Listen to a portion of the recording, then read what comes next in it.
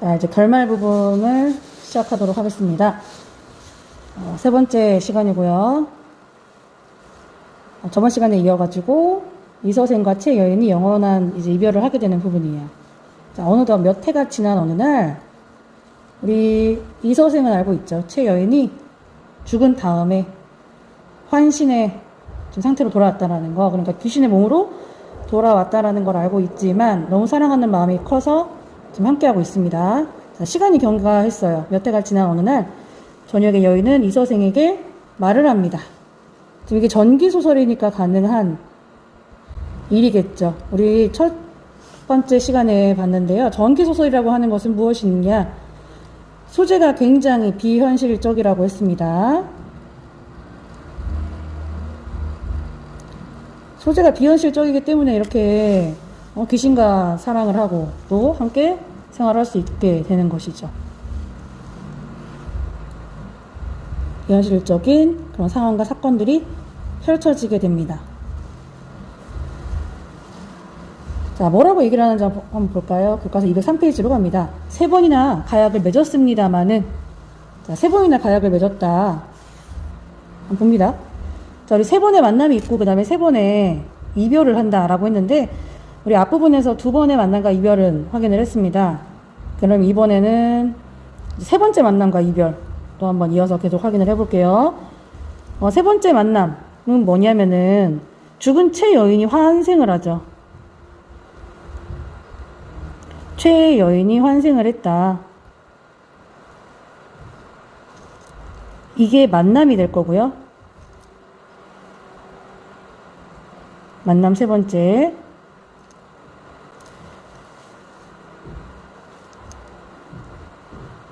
자, 이별을 이제 해야 되겠지. 만났다고 해서 영원히 둘이 사랑을 하면 참 좋겠지만, 이제 어쩔 수 없이 저승으로 돌아가야만 하는 그런 상황이 펼쳐질 거예요. 왜 그러느냐? 이 최 여인이 현재는 환생을 했지만 저승으로 돌아가야만 하는 어떤 상황이 펼쳐질 겁니다. 그거에 대해서 얘기를 해야겠죠. 그 대사가 나올 거예요. 자, 3번의 가약을 맺었습니다. 저희가 맺은 3번의 약속, 3번의 가약은 무엇이었느냐? 첫 번째는 담장을 넘은 사랑의 약속.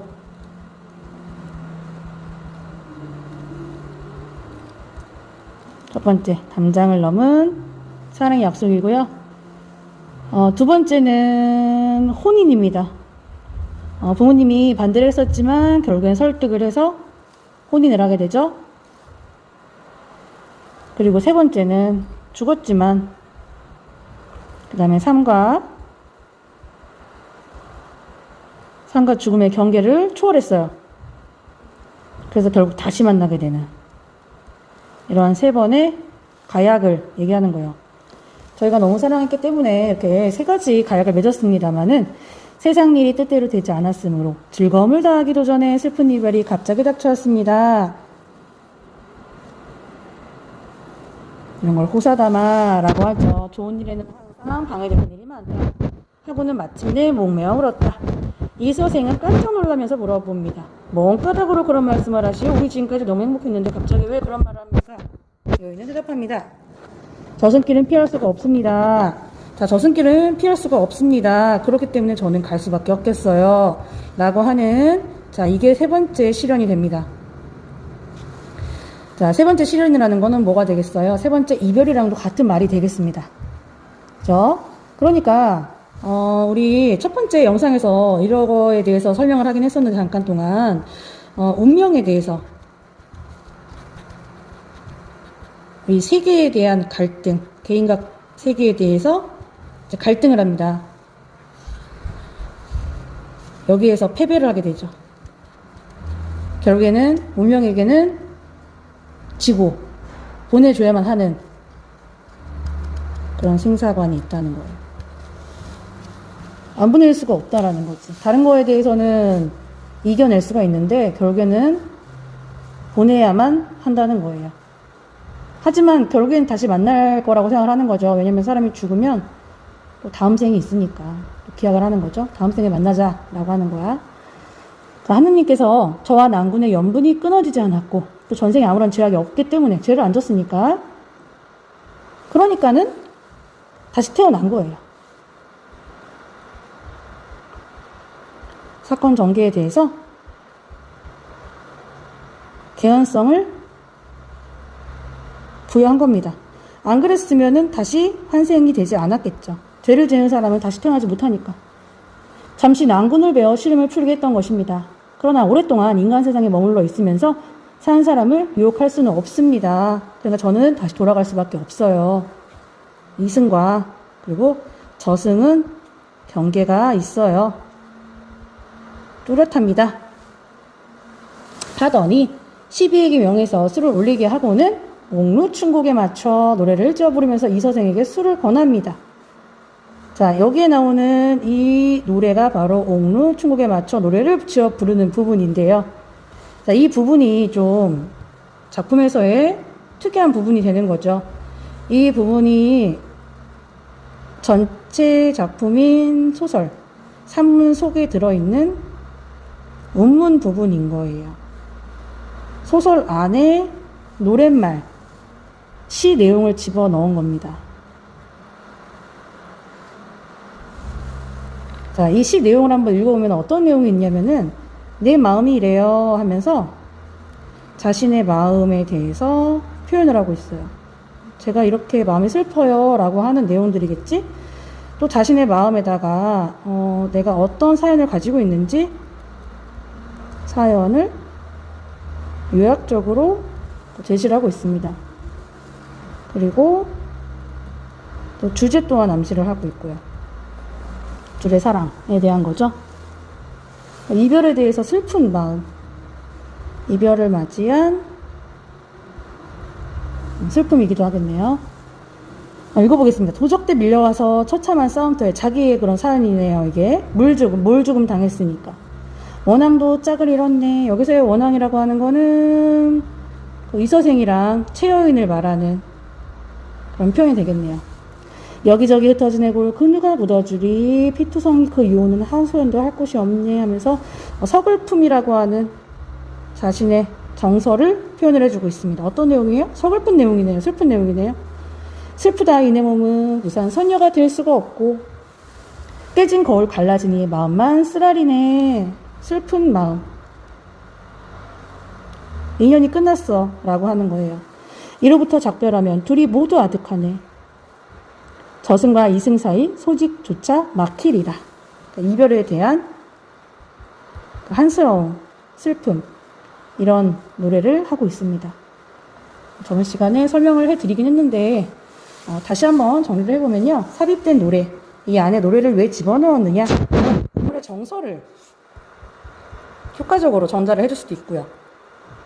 그리고 정서적으로 또 여운을 줄 수도 있겠죠. 또 낭만적인 분위기도 만들어줄 수 있겠고요. 또한 사건을 압축적으로 사건을 압축적으로 보여주기도 할 수 있겠고요. 그리고 또 앞으로 어떻게 사건이 전개될 건지를 보여줄 수도 있겠고요.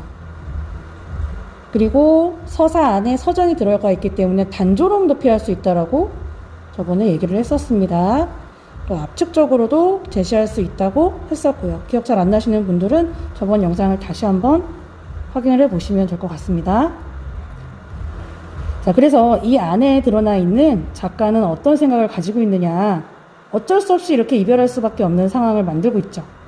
이렇게 이별할 수밖에 없는 상황을 보여준다라는 것 자체가 김시습이라고 하는 작가는 이승과 저승이 있다라고 한다는 것을 인정을 한다는 거예요. 자, 이렇게 작품 속에 작가의 생사, 삶과 죽음이 어떤 식으로 드러나 있는가, 작가의 생사관이 잘 드러나 있구나 라고 하는 것을 알 수 있습니다. 결말의 비극성이 잘 드러나 있습니다. 자, 노래를 한 곡 부를 때마다 눈물의 목이 메어 거의 곡절을 이루지 못했다 막 울고 있는 장면이에요.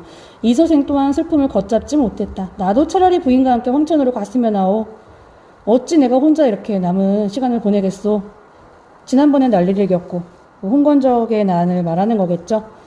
친척, 노복 다 뿔뿔이 흩어졌잖아요. 우리 집안 풍비박산 났잖아요. 돌아가신 부모님의 해골이 들판에 버려졌을 때 부인 아니었으면 장사 못 지냈을 겁니다. 난리통에 부인 덕분에 그래도 무사히 잘 장사를 치렀어요. 고마워요. 라고 하는 거고요. 스스로 부끄러움을 이기지 못하였소.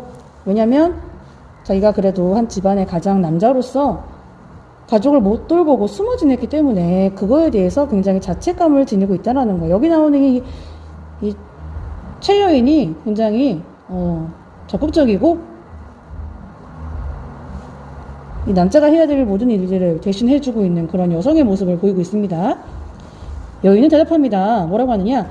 난군의 수명은 아직 남아있지만 저는 저승의 명부에 이름을 올렸어요. 그렇기 때문에 저는 가야 됩니다. 이게 바로 떠날 수밖에 없는 그 이유가 되겠어요.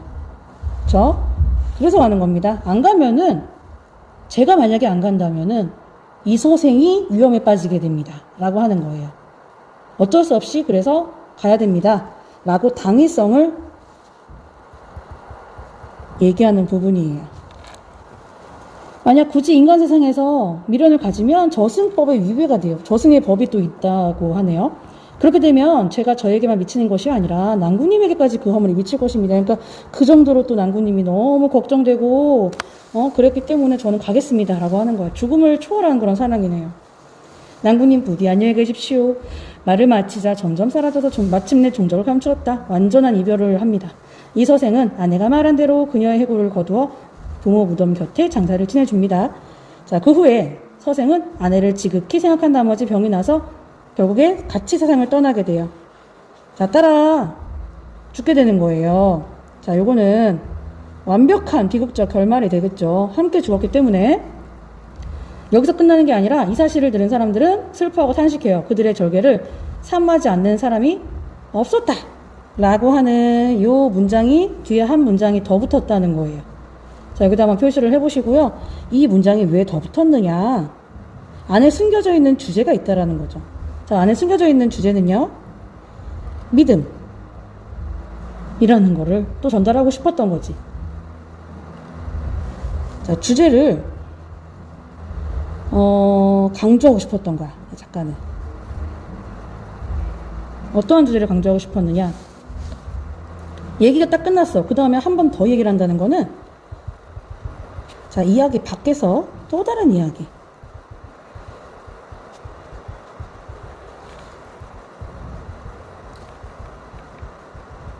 이야기 밖에서 또 다른 이야기를 한 번 더 전달을 해요. 또 다른 이야기를 한 번 더 전달하는 방식으로 주제의식을 강조하고 있는 겁니다. 그래서 자, 이렇게 얘기하는 거는 믿음이라고 하는 것을, 신이라고 하는 것을 전달하고 싶었던 겁니다. 자, 우리 보통의 그런 고전소설들이랑 한번 비교를 해보시면요. 일반적으로 고전소설들은 항상 권선징악이라고 해갖고 항상 행복한 해피엔딩을 맞이합니다. 그렇게 잘 살았다더라 하면서 행복한 결말로 끝나게 돼요. 착한 사람들은 행복해져야 돼요. 근데 얘는 그게 아니라 어떻게 끝나게 되냐면 마지막에 비극적인 결말로 끝나게 됩니다. 그죠? 그것도 마지막에 또 둘 다 같이 죽게 돼요. 이렇게 비극적인 결말로 끝난다라고 하는 것은요. 우리 다른 금오신화의 작품들도 마찬가지지만 특히나 이생규 장전에서의 결말은 더 잘 보여줘야 된다 그랬어. 더 잘 지켜봐야 된다 그랬습니다. 왜 그러냐면요. 우리 세조가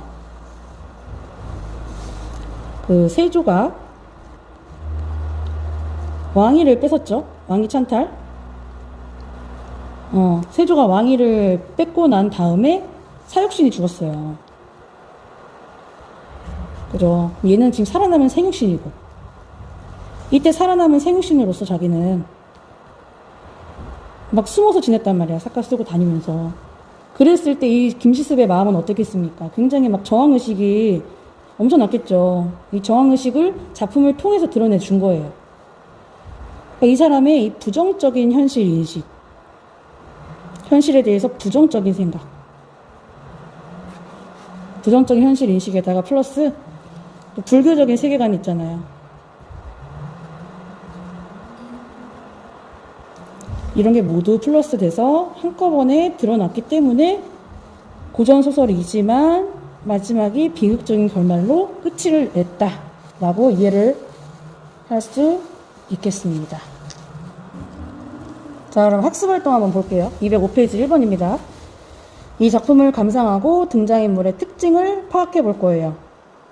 실현의 원인과 그 다음에 결과 세 가지로 정리를 해봤고요. 만남과 이별도 세 가지로 정리를 할 수 있다고 했습니다. 자, 실현의 원인, 첫 번째 실현이에요. 둘이 만났어. 근데 못 만나게 하죠. 이서생의 아버지가 눈치를 채고 나서 이서생한테 너 자꾸 밤마다 어딜 가니 가지 마라 라고 말려요. 자, 그 결과로는 최여인과 이별을 하게 됩니다. 그래서 이제 상사병에 걸려가지고 몸져 눕습니다. 최여인의 아버지가 결혼시키자 라고 혼인 허락을 구하러 가죠. 그래서 결국에는 우리 이서생 아버지가 허락을 하게 됩니다. 자, 두 번째 실현이에요. 잘 살고 있었는데 흥건적의 난 때문에 온 가족이 흩어지게 돼요. 자, 실현의 결과로는 최여인이 홍건적에게 결국 죽임을 당합니다. 정절을 지키다가 목숨을 잃게 돼요. 자, 실현의 원인은 세 번째, 이승과 저승을 가르는 명부의 법칙 때문에 결국 최여인이 저 돌아가야 됩니다. 돌아가지 않으면 결국에 이서생 당신이 큰 화를 입게 돼요 라고 말하고, 자, 실현의 결과로는 이별을 하게 되고 이서생 역시 죽음을 맞이하게 되는 비극적 결말로 끝나게 됩니다. 자, 그 다음에 이서생과 우리 최여인의 특징들을 한번 정리를 해보겠습니다. 중요한 단어들을 중심으로 해가지고 정리를 해보시면 될 것 같아요. 자, 두 인물의 특징들은 굉장히 훌륭한 제자가인이라고 하는 거. 당시에는 드문 외모, 용모도 뛰어나고 능력도 출중한 그런 인물들인데요. 자, 이서생은 유교적 질서에 순응한 인물이고요. 또 최여인과의 만남을 반대하는 아버지 뜻에 따라서 지방으로 내려가는 그런 모습까지 보이는 부모님 말씀 아주 잘 듣는 그런 인물이에요. 또 최여인이 죽은 줄 알면서도 만나는 거야. 너무너무 사랑을 하는 거죠. 자, 최여인이 저승으로 돌아가자 세상을 떠났다는 점에서 그녀를 깊이 사랑했구나 하는 점을 알 수 있고요. 최여인의 특징은요, 당시에 굉장히 능동적이었다는 그런 점을 알 수 있고요. 적극적으로 행동을 했습니다. 먼저 그 상사병 걸려서 결혼을 하게끔 하는 그런 진취적인 여성의 모습 볼 수 있고요. 그 다음 두 번째로는 지주와 절개를 스스로 지켰다는 거. 그래서 결국에 목숨까지 잃게 되는 그런 모습을 보이죠. 의지적인 인물입니다. 그 다음 세 번째는 이서생과 재회를 하고요. 이서생을 위해 저승으로 돌아간다는 점에서 똑같죠. 둘 다 깊이 사랑을 했구나 라고 하는 것을 알 수 있습니다. 자, 최여인과 이서생의 인물이 어떤지 그 성격들을 잘 구분을 해 놓아 주시고요. 능동적이고 적극적이고 의지적인 인물이 최여인이에요. 이걸 이서생으로 잘못 기억할 수가 있는데 잘 구분해서 알아두셔야 됩니다. 자, 그 다음에 2번으로 갑니다. 작가가 이 작품에 최여인의 노래를 중간에 시를 왜 집어넣었을까 하면요, 자신의 경험을 쓴 거예요. 그래서 압축적으로 제시를 했고요. 자신의 처지를, 슬픔을 표현했고요. 함축적으로 표현을 했고요. 심리를 전달하는 방법이기도 하고요. 낭만적 분위기를 형성하고요. 또 단조로움을 피하는 거라고도 했고, 이러한 효과적인 여러 가지 방법 때문에 노래를 삽입했다라고 두 번째 그리고 세 번째 이번 시간까지 반복적으로 선생님이 설명을 했습니다. 다시 한번 정리를 해 놓아 주시고요. 자, 그 다음 세 번째입니다. 전기적 기이함을 전한다 라고 했어요. 전기적 요소를 찾아보시고요. 자, 이러한 전기적 요소는 어디에 있느냐, 전기적 요소를 활용한 이유는 무엇이냐. 자, 전기적 요소입니다.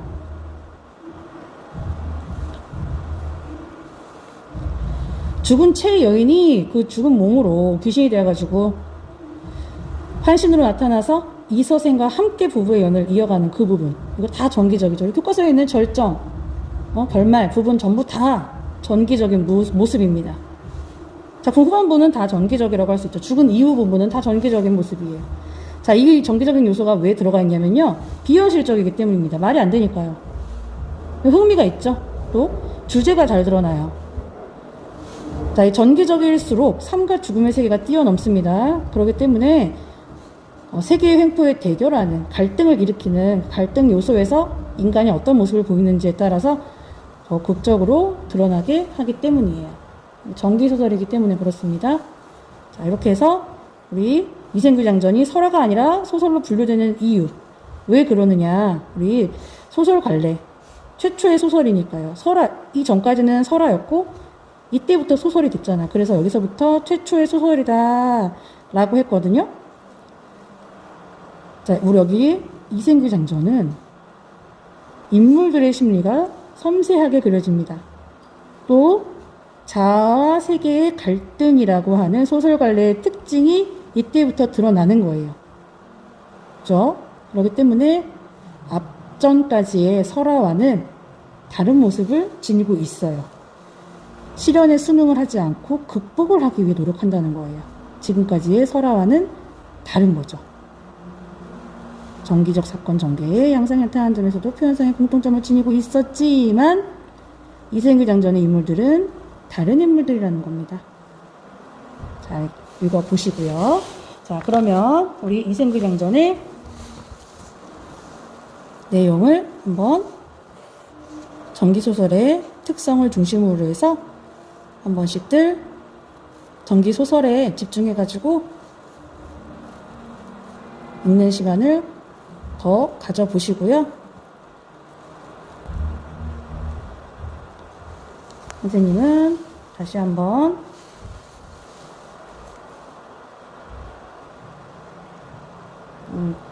전기소설의 내용에 중점적으로